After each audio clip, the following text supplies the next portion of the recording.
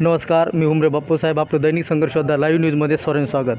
आज आपण गेवराई तालुक्यातील रेवकी देवकी या गावामध्ये आहोत. गेवराई मतदारसंघामध्ये बऱ्याच गावामध्ये पाणी टंचाई भीषण तयार झालेली आहे.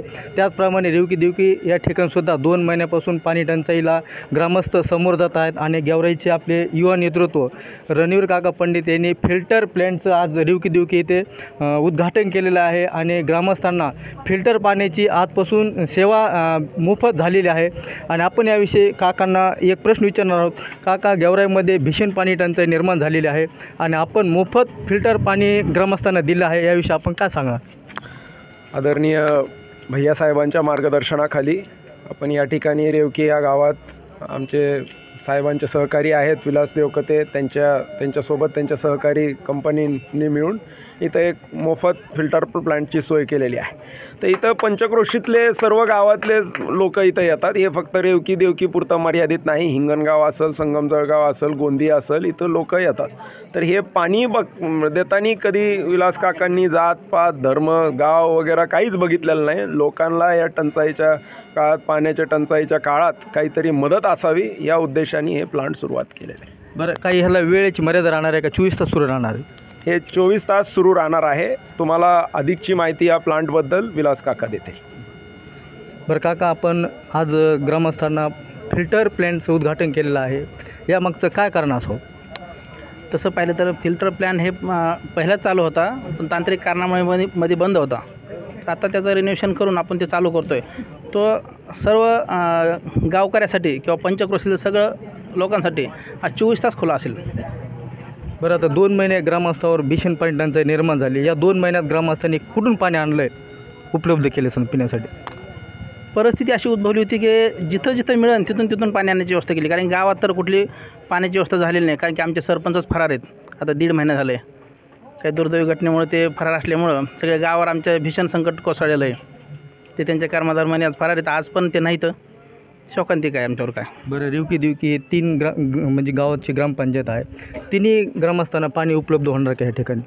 ज्यांना ज्यांना शक्य आहे. आम्ही तर पंचक्रोशीसाठी म्हणतो. हे 3 गाव म्हणण्यापेक्षा हे पंचक्रोशी ते लोकांनी याचा लाभ घेतला चालेल, काही अडचण नाही. ठीक. बरं, हे सरपंचाचं काम असते, ग्रामसेवकाचं काम असते, आणि इथे विलास काका देवकते यांनी मोफत पाणी सेवा दिली ग्रामस्थांना, याविषयी काय सांगणार आहेत? नाही, उलट गावासाठी चांगला विकास केलेला आहे. अजून चांगलं करावं त्याने अशी इच्छा आहे. आता इथं पाणी फिल्टर चालू आहे. आमच्या गावातलं बंद आहे. तसंच पत्राच्या शेड टोकून आहे, बंद पाडेल आहे ते. त्याला का पाणी नाही, काही नाही. तुमचं गाव कोणतं आहे? देवकीमधले आम्ही. बरं. आता पाणी रोज उपलब्ध होणार आहे, नेणार का पाणी इथून? नेणार, रोज नेणार आम्ही. हो, धन्यवाद.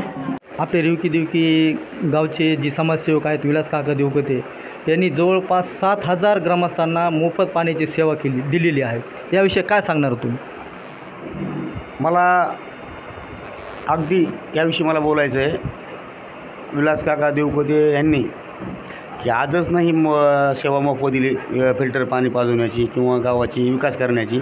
एक लक्षात घ्या, पाठीमागच्या काळामध्ये ग्रामपंचायत निवडणुका झाल्या, त्याच्या अगोदरसुद्धा विलास काका या फिल्टरच्या माध्यमातून मोफत, अगदी मोफत बरं का, त्या लोकांना म्हणजे गावकऱ्यांना पाणी पाजत होते. म्हणजे मोफत पाजत होते, गावकऱ्याची सेवा करत होते. आजचा विषय आहे उद्घाटन म्हणून नाही, किंवा उद्घाटन करण्याचा हेतू पण नव्हता त्यांचा. मला आता लोकसभेच्या निवडणुकीच्या संदर्भामध्ये गावातील काही प्रतिष्ठित व्यक्ती या गावचे, काही माजी सरपंच असतील, काही आमचे मित्र असतील, सगळे आले आणि त्यांनी सांगितलं कारणास्तव विलास काका देवकते यांनी ते म्हणजे फिल्टर बंद केलेलं नव्हतं. काही कारणास्तव ते बंद पडलेलं होतं. ते बंद झाल्यामुळं ते 1-2 महिने ते काही बंद असेल. त्याने सांगितलं आमचे नेते आदरणीय अमरसिंह भैयासाहेब पंडित यांना म्हणले होते आमचे विलास काका देवकते आम्हाला पाणी पाजतो. मला साहेबांनी त्याच वेळेला ताबडतोब मला एक फोन केला. म्हणले तिथे जायचं आणि ते पाणी चालू करायचं. मी काकांना फोन केला. काका म्हणले काही अडचण नाही, लगेच फोन करू. पण काही मोटरा झाल्या होत्या, काही अडचणी होत्या, काही प्रॉब्लेम होते. आणि ते आज काकानी म्हणजे उद्घाटन करायचा, गाजावाजा करायचा हेतू काहीच नाही, किंवा देखावा बी करायचा नव्हता. पण काही कारणास्तव जर काका पाणी पाजतात, विलास देवकते जर गावाला पाणी पाहिजे असेल तर उद्या कोणी म्हणायला नको आहे ना मी पाणी पाजतो आहे, किंवा मी केलं आहे, मी इंजिनियरला बोललो आहे, मी BDOला बोललो आहे, मी कलेक्टरला बोललो आहे. हा जनसेवाचा वसा हा देवकतेने घेतलेला आहे आणि तो कायमस्वरूपी ते चालू ठेवणार आहे. त्यानंतर अखंड म्हणजे बंद पडणारा नाही. धन्यवाद. तुमचं नाव सांगा अगोदर. मी राजाभाऊ दत्तोपंत आष्टेकर, मी रिवकी देवकीचा ग्रामस्थ आहे आणि रहिवासी आहे. बरं, गावाचा विकास जर म्हटलं तर सरपंच आणि ग्रामसेवकावर अवलंबून असतो. आणि विलास काका देवकते हे सरपंच नाहीत, कोणत्या पदाचे पदाधिकारी नाहीत, तरी देखील त्यांनी ग्रामस्थांसाठी फिल्टर प्लॅन्टचं आज उद्घाटन केलं आहे. याविषयी काय सांगणार तुम्ही? गावाबद्दल असलेली आत्मीयता, तळमळ आणि जे महिला पाण्यासाठी वणवण फिरतात, गावात जे दुर्भिक्ष आहे पाण्याचं याची जाण ठेवून एक आपुलकीपोटी आपण गावचं काहीतरी देणं लागतो. जननी जन्मभूमीचे या न्यायानं आपण गावकऱ्यावर पाण्याचं तरी त्यांनी अनमोल असं सहकार्य केलं आणि फिल्टर प्लांट सुरू केला. संपूर्ण गाव आज माननीय विलास काका देवकते यांना धन्यवाद देतं आणि त्यांचे गोडवे गातं. बरं, आम्हाला अशी माहिती कळली, आता 2 महिने झाले गावात पाणी उपलब्ध नाही, तरी ग्रामपंचायतनी ब्लिचिंग पावडर पाण्यात मिक्स करण्यासाठी उपलब्ध केलेलं आहे. मग गावात पाणीच पिण्यासाठी नाहीत, मग ब्लिचिंग पावडरचा उपयोग कशासाठी केला आहे?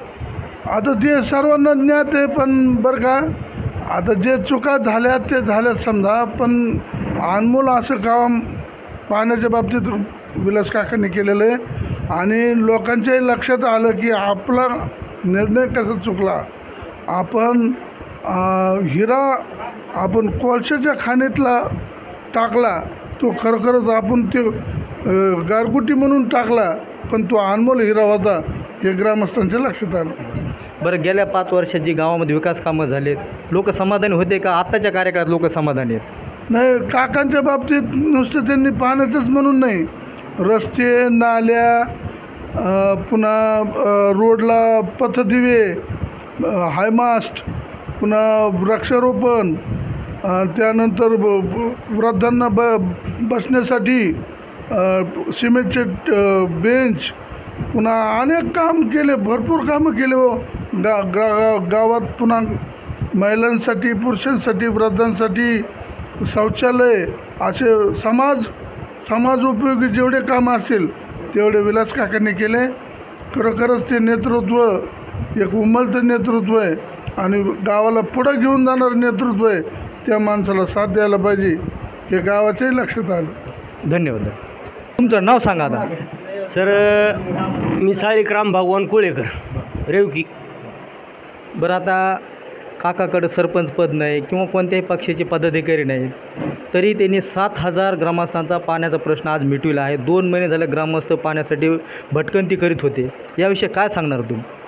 मी खंताची गोष्ट म्हणजे एकच सर सांगायचं एक विषय म्हणजे आमच्या गावची परिस्थिती अशी आहे, खायसाला नाही बायकून हाडवलेलं नाही नवरा अशी गत झालेली आहे. आमचं गाव जवळपास 80% धनगर समाज आहे.